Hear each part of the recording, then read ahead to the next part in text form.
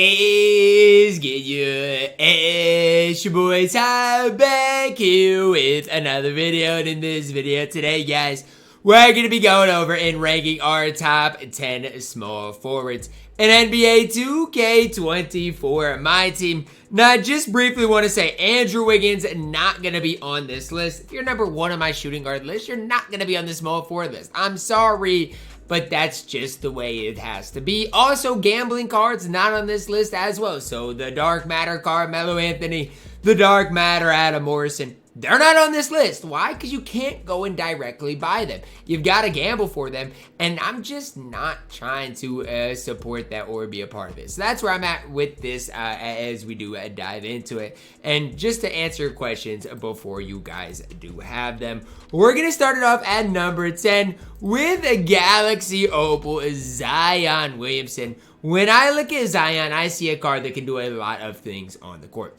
The one problem with Zion that I see is the fact that he's only 6'6". Like, if there is a problem to Zion Williamson, that is the exact problem that I personally see. Badge-wise, good. Stat-wise, just fine. Again, 92 interior perimeter, good rebounder, good speed. 3-ball, just fine. Zion based on very quick, Trey, leaner, TyDeBo, dribble style. There's not that much bad to say about Zion. The one thing about it is he is slightly undersized at that small forward position. Can't be a lot, can't be a primary ball handler for that. I think it does leave something to be desired. Zion Williamson coming in at my number 10.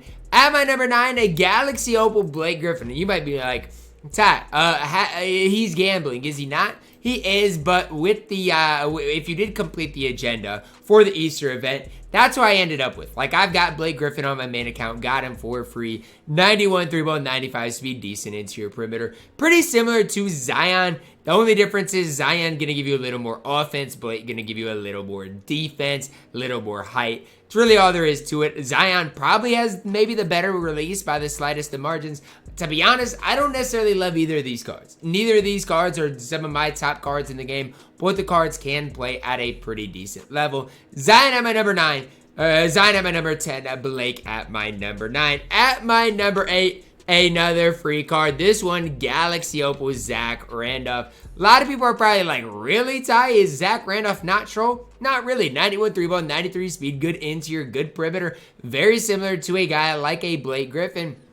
I just think Zach Randolph gives you that slightly a little bit more. MJ dribble style, pro a 3 leaner Zebo base on very quick. Again, not perfect by any means, especially with that release being just a little bit slow for my liking. But I do think he fits that Blake Griffin kind of build, where both cards are 6'9". Neither one of them have that perfect release. Neither one of them are primary, probably lockdown defenders, but both do have that wide player model player build. Both gonna get you stops at a really high level. Neither of them gonna be your primary bundlers. They're good, not great, coming in at my 8 and 9. At my number 7, the best release in the entire game still to this day, Pink Diamond Michael Beasley, who the other week you could pick up for only what was Beasley? MPJ, shout out him on the honorable mention. Here's where I'm seeing with Michael Beasley. He's got the best release in the game, T-Man based on quick. He's 6'9". He's going to play solid enough defense. To me, he absolutely is deserving of that 7th spot. You might be able to find some guys that you personally like more. Maybe even like a Diamond Bron you could maybe argue for. But for me, having the T-Man base on quick is so important. Because, I mean, honestly, Zion's release on very quick. Blake's release on very quick. Zach Randolph release on very quick. None of those releases are nearly as good as Michael Beasley. He's by far got the best catch and shoot release. And that value by itself is enough to put him at that number 7 spot. At my number 6, we're plugging in a Tyrus Thomas Pink Diamond, a card that came out about, a week ago in the Nebula set, maybe a little over a week ago. 96 speed, great interior perimeter. The only downside to him is the 83 ball, but you give him some shooting badges, upgrade that, give him a 3-point shoe. He is just fine, has a great Ben Shepherd base on quick, Nate Rob leaner, Kyrie dribble style. For 105,000 MT at that small forward position, it's tough to beat Tyrus Thomas. And even like Bees, right? You could pick up the unauctionable Michael Beasley for 99,000 MT the other day. Tyrus Thomas, a way better value. Now, am I sitting up here saying that you should go pick up Tyrus Thomas? I don't know. I really think it depends on your squad. If you don't have any of the free, Galaxy Opal small forwards, I definitely recommend it. He is so good for his specific value. Coming in at my number 6. So tough to beat.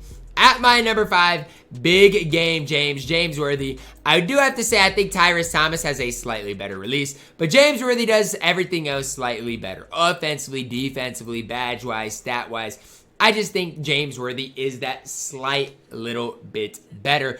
Do wish James Worthy's 3-ball was a little bit higher. 89 is fine, but then you have to apply that shoe, apply that coach. Get that up a little bit more. Hall of Fame catch and shoot is nice. Defensively, obviously, very solid. To me, James Worthy is just a fine small forward in my team. I don't think the card's perfect by any means. Like, when I run him, I do have a lot of success with him. I don't have any complaints with him. The card's just fine. But, like, to say his release is perfect is an overstatement. The Al Horford upper is kind of trolling the John Wall base. But he's going to knock down shots. He's going to play great defense. Number 5 for James Worthy on this list is absolutely perfect. Coming in at my number 4, we're plugging in Galaxy Opal LeBron James, the free LeBron James that was available in the Domination.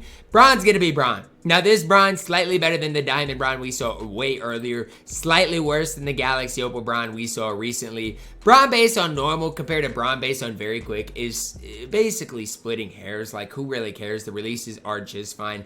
Bron's player build is going to be absolutely fantastic. To me, though, I just wish he had more, like, whether just Hall of Fame badges. 20 is kind of trolled. Have that release on very quick. Just something to make him that slightly better. Because even compared to, like, a James Worthy, how am I supposed to sit up here outside of just saying I like Bron's player build, make the case he's better than James Worthy? James Worthy's stat-wise is better. James Worthy's release is probably better. And so it's just the fact that Bron's player build is just different and maybe offensively going to give you a little bit more attacking the rim. But it's tough to make the debate that Bron is better than Worthy. I'm going to put him at my number 4, slightly ahead of Big Game James, though.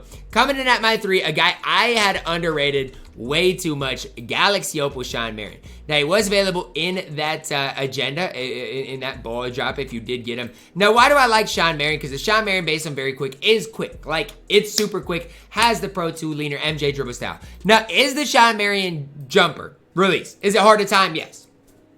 It is super tough to green that. Now, obviously, if you are really good at the game, you're not going to have too many issues with it. But with it being super quick, hard to time, it's also tough to get a contest on. 6'7", going to play lanes, has half immovable enforcer. Like, Shawn Marion is really good. Out of the locker code, he is a card I definitely wish I was able to get. 2K had other ideas, giving me Blake Griffin. But trust me when I tell you guys, Shawn Marion is definitely the real deal in my team. Got to give him unpluggable with a few other badges, but this card, the real deal in my team. Coming in at my number 2, Galaxy Opal Dennis Rodman. And I don't want to hear anybody hate on Dennis Rodman, because I'm not going to listen to you guys.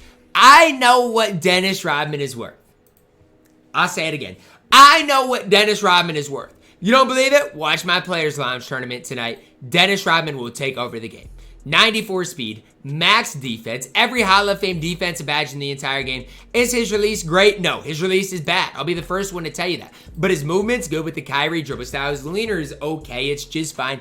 And the impact that Dennis Rodman has on the court, guarding point guards, guarding centers, you cannot make it up. Trust me when I tell you guys, Dennis Rodman is the single best on-ball defender in the entire game. I do not care. Bar none, Dennis Rodman, my best defensive player in the entire game.